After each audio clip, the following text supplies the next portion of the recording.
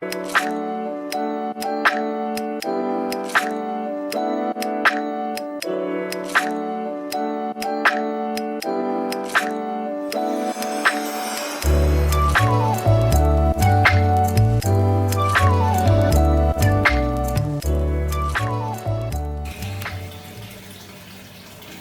apa kabar Sobat Sosiologi Kopi dimanapun berada. Semoga semuanya dalam kondisi sehat dan tetap jaga imunitas tubuh kita dan patuhi protokol kesehatan karena kita masih dalam masa pandemi COVID-19. Nah, hari ini gua mau buat konten yang nggak berat-berat nih, nggak membahas tentang persoalan isu politik maupun sosial maupun hal yang terjadi di negeri ini. Nah, kali ini gue mau bahas yang ringan-ringan terkait dengan salah satu hobi gue, yaitu ikan hias koi. Dan sebelum gue bahas lebih lanjut, kita seruput kopi dulu.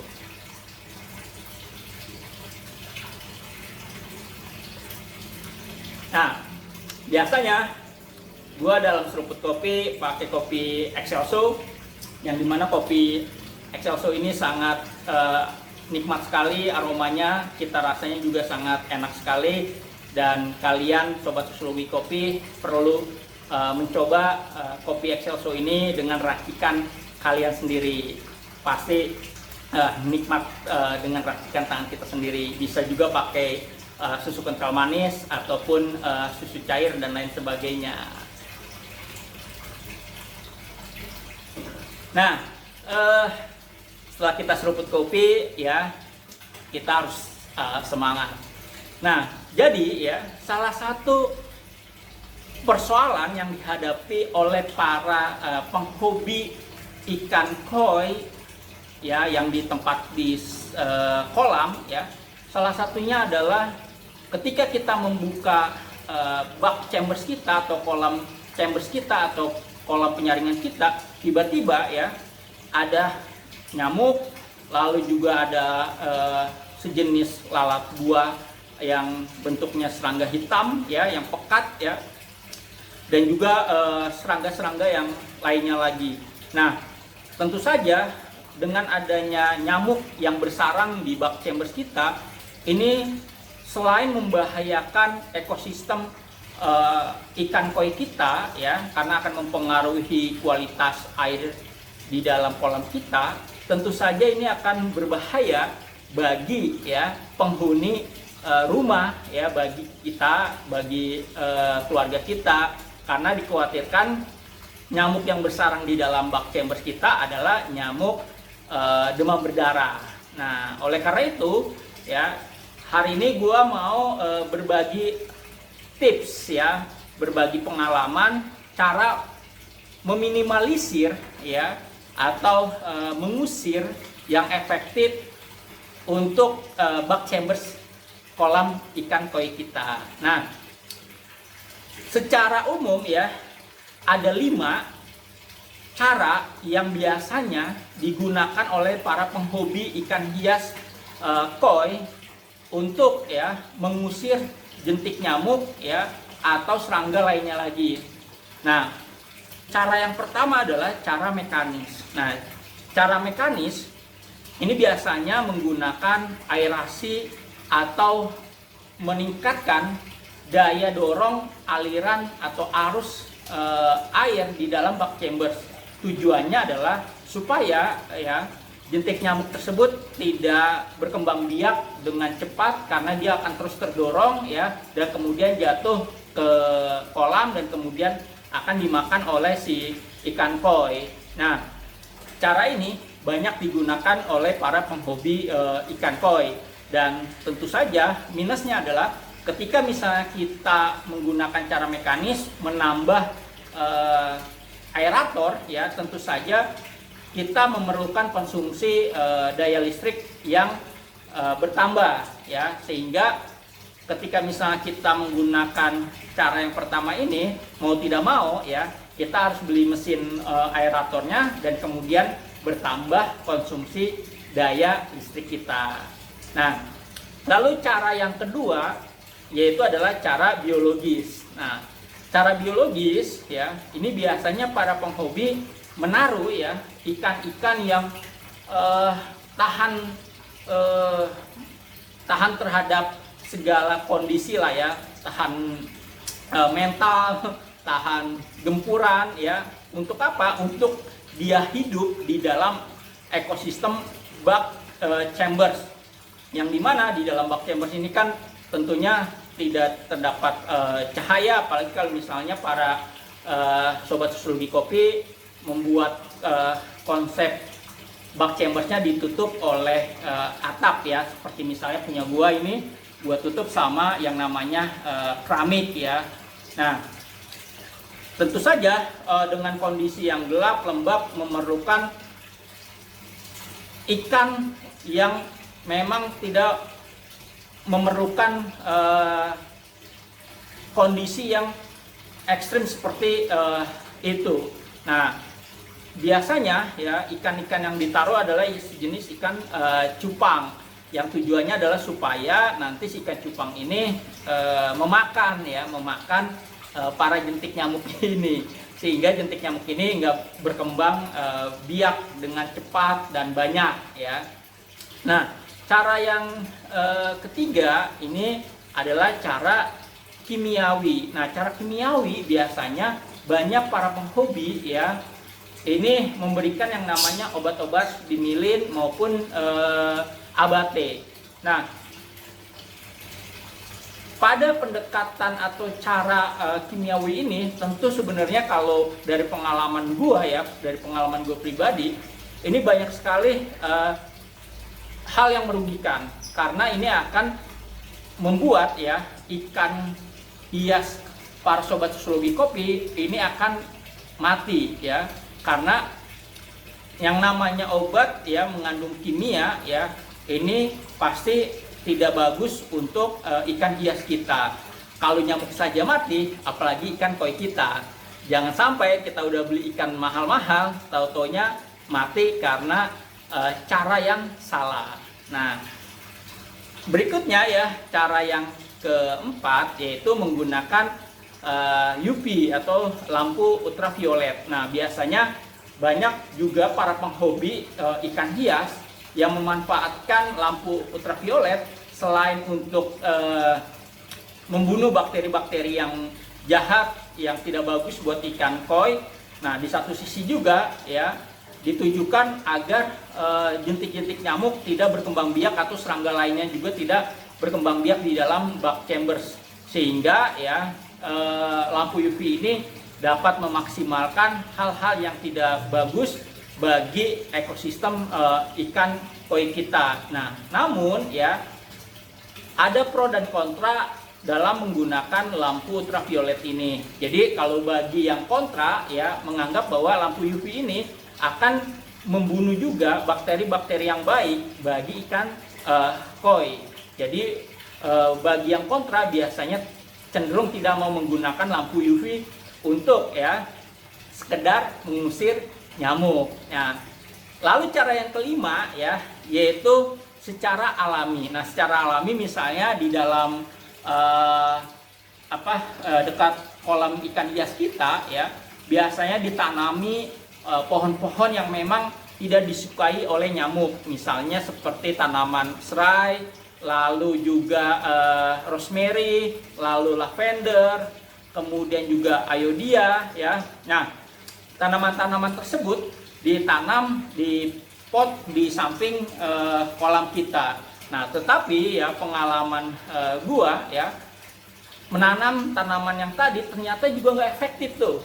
Ya, bak chambers kita ketika misalnya dibuka ya atapnya tetap saja tuh ya berteberangan yang namanya nyamuk maupun lalat buah ya, dan juga adanya serangga-serangga lainnya lagi seperti misalnya kecoa. Jadi pengalaman gua ini juga nggak efektif. Nah, jadi ya kalau gua biasanya untuk menghilangkan yang namanya jentik nyamuk maupun serangga lainnya lagi, nah ini gua menggunakan yang namanya serai dan juga daun pandan. Nah, serai dan daun pandan ini sangat ampuh sekali. Nah, Pertama misalnya ini serai ya, ini kan serai mengandung yang namanya citronellol dan juga geraniol. Nah, dua zat ini tidak disukai oleh nyamuk dan cenderung ya nyamuk akan mati ya karena kandungan dari serai ini. Dan aroma serai ini juga efektif mengusir nyamuk maupun serangga lainnya lagi, dan dicampur lagi sama yang namanya daun pandan. Nah, daun pandan ini pun juga tidak disukai oleh nyamuk karena memang aromanya juga sangat menyengat ya. Kita sendiri juga ya mencium aroma daun pandan ini wangi sekali ya, sangat nyengat sekali, ciri khas dari daun pandan. Nah, biasanya ya daun serai dan juga daun pandan ini biasanya gue memarkan, terus kemudian gue taruh di dalam bak chambers gue. Nah, ini ternyata ya dari pengalaman gue ya terbukti efektif dalam meminimalisir ya, bahkan beberapa bulan belakangan ini ternyata sangat sedikit sekali ada nyamuk yang bersarang di dalam bak chambers gua. Kalau misalnya semut-semut mungkin ada ya, semut-semut hitam. Nah, tetapi seperti nyamuk, kemudian juga lalat buah dan juga kecoa, ini ternyata setelah gua observasi ya beberapa bulan ini ternyata sangat efektif sekali nih ya penggunaan serai dan daun pandan ini. Nah, seperti apa sih penggunaan serai dan daun pandan yang gua lakukan untuk bak kolam gua? Kita cek. Oke, nah ini kolam ikan koi gua. Nah, ini sengaja air terjunnya gua matiin biar supaya nggak berisik, nggak noise, nggak ganggu saat gua buat konten ini. Nah, ini ikan koi gua dengan berbagai macam jenisnya. Ada soa, kohaku, ada cagoy, midori, ada platinum ya. Nah, kita lihat langsung aplikasi daun serai dan daun pandan yang gua gunakan selama ini untuk meminimalisir atau mengusir nyamuk dan serangga lain agar tidak bersarang di dalam bak chambers gua. Oke, kita lihat aplikasinya. Nah, ini kita singkirkan dulu ya. Oke, kita buka. Nah, lihat nggak ada nyamuk tiba-tiba terbang ya. Nah, ini kemudian, nah ini ya para sobat psikologi kopi, biasanya gua dalam mengaplikasikan serai dan juga daun pandan seperti ini, gua taruh di bak chambers gua. Ini pakai wadah plastik, maksudnya supaya ketika misalnya ada air ini tertampung di plastiknya, jadi nggak bercampur dengan air kolam ya. Jadi gua cuma membutuhkan aroma atau wangi dari yang namanya daun pandan maupun serai. Nah, ini bisa kalian lihat ya. Ini serai dan daun pandan. Nah, ini ya, dia bisa nanti kalian ganti setiap 2 minggu sekali atau bisa sebulan sekali. Nah, biasanya gue ganti tiap 2 minggu sekali. Tujuannya biar supaya aromanya terus wangi dan nyamuk juga tidak suka dengan aromanya. Jadi ini aplikasi yang biasa gua gunakan untuk kolam ikan hias gua di bak chambersnya untuk meminimalisir dan juga menghilangkan yang namanya nyamuk maupun serangga lain supaya nggak bersarang di bak chambers. Dan selama ini yang gue observasi memang bagus ya, nggak ada nyamuk yang berkembang biak secara banyak sekali. Dan ikan koi gue juga sehat-sehat semua, lincah semua karena kualitas airnya juga terjaga dengan baik.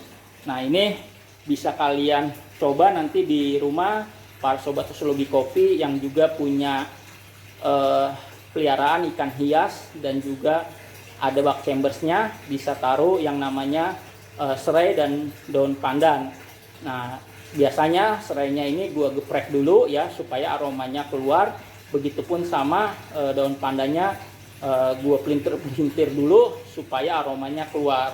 Nah, biasanya tiap 2 minggu sekali gua ganti supaya aromanya tetap terjaga. Nah, itu aplikasi penggunaan serai dan daun pandan untuk bak chambers supaya ya menghilangkan yang namanya atau mengurangi yang namanya nyamuk bersarang di bak chambers kita. Tadi cara mengaplikasikan yang namanya serai dan daun pandan di dalam bak chambers kolam ikan koi gua, dan tentunya ya ini pengalaman yang udah gua lakukan karena dulu gua pernah nanam yang namanya pohon lavender, ayodia, terus kemudian juga serai di dalam pot. Dan ternyata ketika buka atap bak chamber tetap saja masih ada yang namanya nyamuk. Nah, terus kemudian gue coba, gue masukin yang namanya daun serai, kemudian daun pandan. Karena aroma dari serai sendiri yang mengandung citronellol dan geraniol ini kan tidak disukai oleh nyamuk. Jadi gue coba masukin langsung ke dalam bak chambers gue, dan ternyata setelah gua coba efektif ya, mengurangi, dan ada bak chambers gua yang justru udah nggak ada lagi tuh yang namanya nyamuk maupun serangga lainnya lagi. Tetapi kalau misalnya semut hitam masih ada. Nah, tetapi hal yang paling penting adalah nyamuk nggak bersarang di dalam bak chambers kolam ikan hias gua. Nah, itu tadi sharing sedikit pengalaman gua di dalam memelihara ikan koi dengan persoalan yang gua kira banyak para penghobi ikan koi juga yang menghadapi masalah ini, yaitu bersarangnya nyamuk di dalam bak chambers. Dan semoga tips atau sharing pengalaman ini bisa bermanfaat buat para sobat sosiologi kopi. Dan tentunya nanti gue akan berbagi pengalaman lainnya lagi terkait dengan hobi gue di ikan hias ya. Oleh karena itu jangan lupa buat subscribe, kemudian share, kemudian like ya, dan tetap jaga imunitas tubuh kita dan tetap patuhi protokol kesehatan, karena yang bisa menjaga kesehatan diri kita adalah kita sendiri. Oke, gua akhiri konten kali ini. Semoga konten kali ini bermanfaat buat sobat sosiologi kopi. Salam seruput kopi.